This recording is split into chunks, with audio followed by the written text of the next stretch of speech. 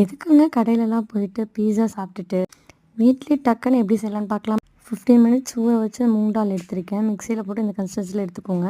2 spoon ரவை, 1 spoon baking soda, 1 spoon normal salt போட்டு நல்லா மிக்ஸ் பண்ணிவிட்டு குட்டி குட்டி வெஜிடபிள்ஸ்லாம் எடுத்துகிட்டு பன்னீர் கொஞ்சம் குட்டி குட்டியாக கட் பண்ணி எடுத்துக்கிட்டேன். அப்புறம் என்னங்க நம்ம அரைச்சி வச்சுருந்ததை உள்ளே போட்டு தோசை மாதிரி எடுத்து நல்லா தின் லேயராக போட்டுக்கணும். பீஸா டாப்பிங்ஸ் போட்டிருக்கேன். அதுக்கப்புறம் மைனஸ் அது மேலே போட்டு நல்லா ஸ்ப்ரெட் பண்ணிவிட்டு